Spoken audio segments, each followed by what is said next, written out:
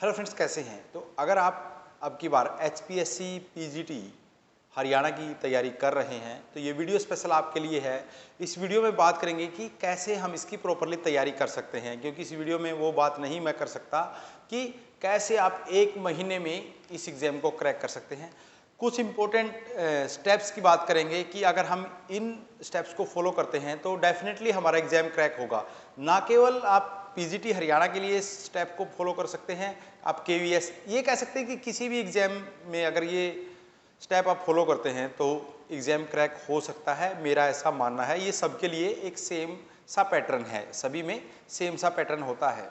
देखिए फ्रेंड्स, सबसे पहले क्या होता है कि हमारा एक गोल होता है। हमने गोल डिसाइड कर लिया कि हमारा गोल क्या है, PGT एग्ज़ाम हमारा गोल है, मान लेते हैं, क्योंकि अभी हम फोकस कर रहे हैं, क्योंकि अभी जो PGT की वैकेंसी है वो आई हुई है, ये हमारा गोल है। हमने डिसाइड कर लिया कि PGT हमारा गोल है। इसको कैसे अचीव कर सकते हैं? पहले तो हमने एक गोल को डिसाइड करना होता है।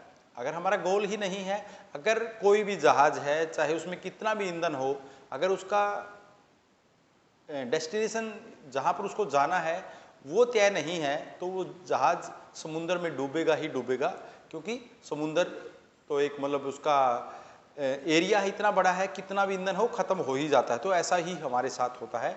तो वो जहाज़ पक्का डूबेगा जिसका गोल डिसाइड नहीं है। सबसे पहले हमारा गोल डिसाइड हो गया, आज के लिए PGT हमारा एग्ज़ाम है, वो हमारा गोल है।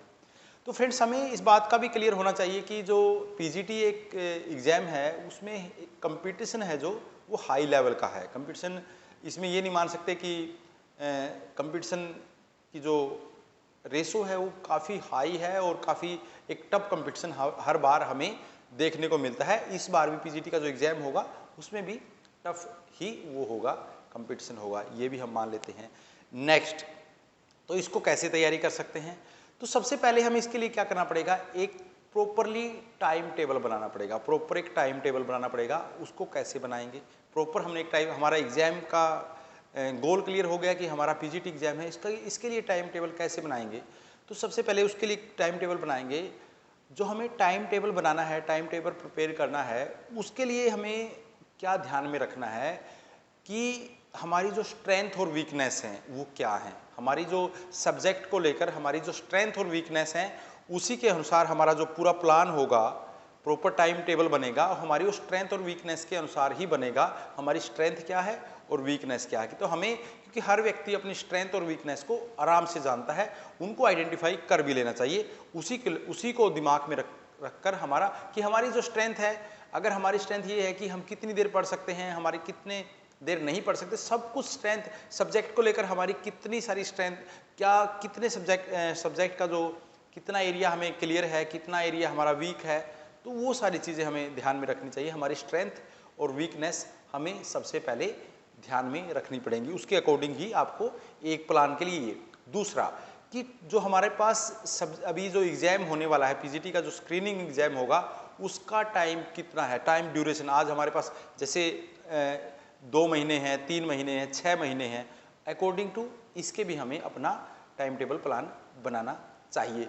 दूसरी बात कि इस सब्जेक्ट के जो हमारा एग्ज़ाम है उसके लिए आपको क्या क्या फॉलो करना है, कितनी चीज़ों को पढ़ना है, उसके अकॉर्डिंग टू भी ये प्लान बनेगा। तो फ्रेंड्स, तो इसके बाद दूसरा जो स्टेप आता है, आपने एक टाइम टेबल बना लिया, आपने स्ट्रेंथ वीकनेस देख लिया और आपके पास ये भी डिसाइड हो गया कि लगभग ड्यूरेशन हमारे पास इतना है, और ये भी डिसाइड हो गया कि इस ड्यूरेशन में हमें ये करना है, ये बुक्स हैं हमारे पास, ये नोट्स हैं, ये वीडियो लेक्चर हैं, ये कोर्स हैं, ये सब हमें देखने हैं। इसके बाद आप how to understand the nature of any exam, किसी भी एग्ज़ाम के नेचर को समझने के लिए क्या जरूरी है कि हमें एनालाइज करना पड़ेगा किसको, प्रीवियस ईयर क्वेश्चन पेपर को।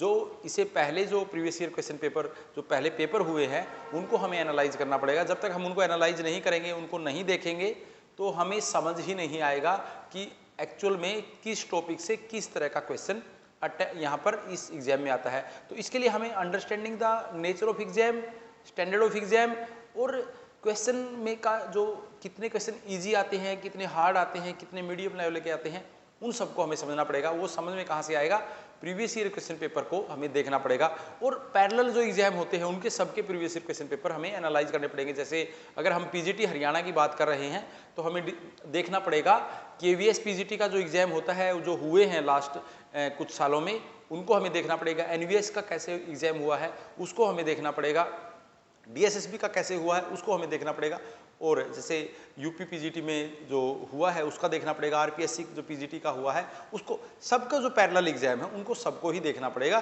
तब हमें समझ आएगी कि किस तरह के क्वेश्चन यहाँ से आते हैं। इससे क्या हमें एक तो एक नेचर समझ में आ जाएगी क्वेश्चन का नेचर क्या आता है। दूसरा, हमें बहुत सारे क्वेश्चन तो यहीं से मुझे ऐसा लगता है कि 20 to 30% क्वेश्चन क्या होते हैं, रिपीट हो जाते हैं। तो आपको इसका एक फायदा यहाँ से मिल जाएगा, यहाँ से आपको क्या होगा, एक फायदा यहाँ से मिल जाएगा। दूसरा, हमें क्या करना चाहिए, हमें प्रीवियस ईयर क्वेश्चन पेपर का एनालाइज कर ले, उसके बाद हमें क्या करना है, हमें अपना जो हमने जो डिसाइड किया है कि हमें ये सेल्फ स्टडी करनी है, उस सेल्फ स्टडी के साथ साथ हमें कुछ अपने सेल्फ नोट्स बना लें। जब आप प्रीवियस ईयर क्वेश्चन पेपर पढ़ लेंगे तो आपको समझ में आ जाएगा कि हमें एक लिस्ट बना लेनी है, ये हमारे इंपॉर्टेंट टॉपिक हैं। हर सब्जेक्ट में कुछ ना कुछ ऐसा मुझे लगता है कि 50 टॉपिक आपको डिसाइड करने ही पड़ेंगे कि हमारे 50 टॉपिक ये हैं, हमारे टॉपिक, हमारे जो सब्जेक्ट हैं उसमें ये 50 टॉपिक हैं, इनको ही मैं पढ़ूंगा। क्योंकि हमें 100 के 100 नहीं देखने हैं, हमें 50 देखने हैं। 50 अगर समझ में आ गए ना, किसी भी सब्जेक्ट में अगर 50 टॉपिक आपको समझ में आ गए ना इंपॉर्टेंट, आपका सिलेक्शन कोई रोक नहीं सकता। तो make the list of 50 important topic, फिर आप 50 इंपॉर्टेंट टॉपिक का नोट्स बनाइए, वो करिए, लिस्ट बनाइए और अपना उसके ऊपर एक सेल्फ नोट्स बनाइए। सेल्फ नोट्स सभी टॉपिक्स के अपने सेल्फ नोट्स बनाइए 50 टॉपिक्स पे। बाकी हम एमसीक्यू पढ़ेंगे, बाकी हम मॉक टेस्ट करेंगे, वो आगे हम बात भी करेंगे, लेकिन इन 50 टॉपिक का आपके पास सेल्फ नोट्स होना चाहिए। 50 इंपॉर्टेंट टॉपिक आप निकालकर उनके सेल्फ नोट्स बनाएंगे, सेल्फ स्टडी से नोट्स बनाएंगे। आप वीडियो लेक्चर आपने जो ज्वाइन किए हैं उनसे बनाएंगे। कहाँ से बनाएंगे, वो आपका वो है, आपको पूरा अटेम्प्ट अकॉर्डिंग टू जो एग्जाम का नेचर आपको समझ में आया है उसके अनुसार आप उसके नोट्स बनाने हैं। उसके बाद आप क्या करेंगे, आप मॉक टेस्ट पे बड़ा ध्यान देंगे। जो मॉक टेस्ट है उससे के बिना आपकी बात बनने वाली नहीं है, क्योंकि मॉक टेस्ट हमें ऐसे देने चाहिए जैसा एग्जाम का फॉर्मेट है, एग्जाम के फॉर्मेट में हमें मॉक टेस्ट करने चाहिए।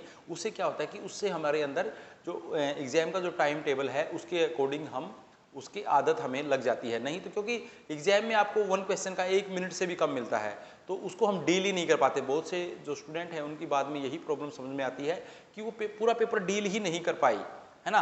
तो हमें ये भी समझना चाहिए कि जब भी हम पेपर में जाते हैं तो सबसे पहले हमें पेपर का कौन सा पोर्शन करना चाहिए। हमें सबसे पहले वीक क्वेश्चन करने, जो हार्ड क्वेश्चन करने चाहिए या नॉर्मल क्वेश्चन करने चाहिए, हमें ये समझना।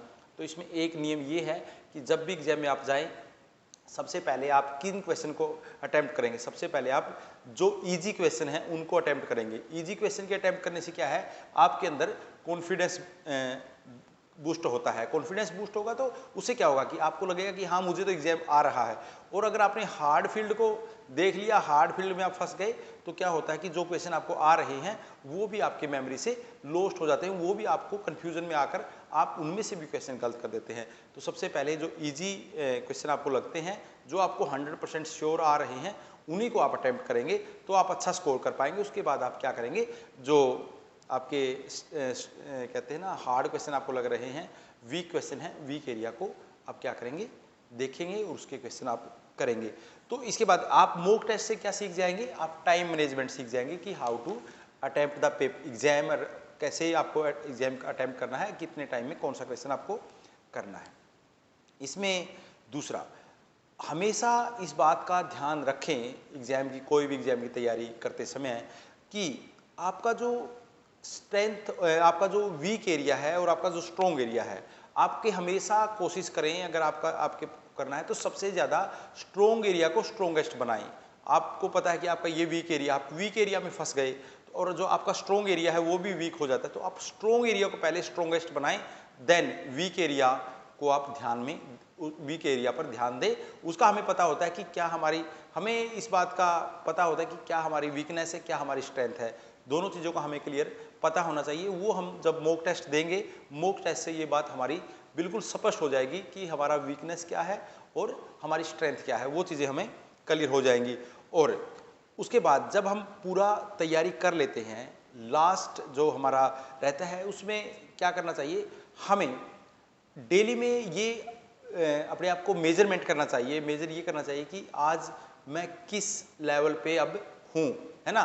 कभी भी हमें चीज़ों को इग्नोर नहीं करना चाहिए। चीज़ों को कहते हैं ना फर्जाइल वे में हमें ये नहीं करना चाहिए कि यह तो मैं देख लूँगा। देख कुछ नहीं लेंगे, एग्जाम में इतना टफ कंपटीशन है कि आपको वही चीज़ें सही माननी है जो आपके अकॉर्डिंग और आपके मतलब उसके दायरा में हैं। सही हैं और गलत हैं दोनों को आपको मानना पड़ेगा।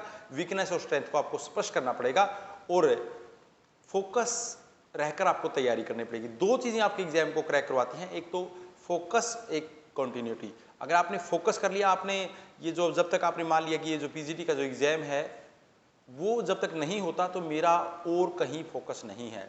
ये नहीं कि साथ साथ में मैं नेट की भी तैयारी कर रहा हूँ, मैं साथ साथ में मैं ये भी तैयारी कर रहा हूँ, साथ साथ में मैं जॉब भी कर रहा हूँ।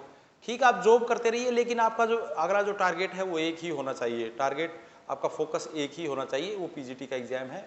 जब तक आप फोकस नहीं करेंगे तो तक भी आपका एग्जाम क्रैक नहीं हो। दूसरी बात, उसके लिए कंटिन्यू हेल्प आप वर्क करेंगे। जैसे आपने टाइम टेबल बनाया कि डेली का 5 या 6 घंटे का जो भी टाइम टेबल है, उसको जब तक आपका एग्जाम नहीं हो जाता, एग्जाम 1 महीने में हो, एग्जाम 10 महीने में हो, आप लगातार उन चीज़ों को फॉलो करोगे कि आप लगातार 5 या 6 घंटे डेली पढ़ोगे।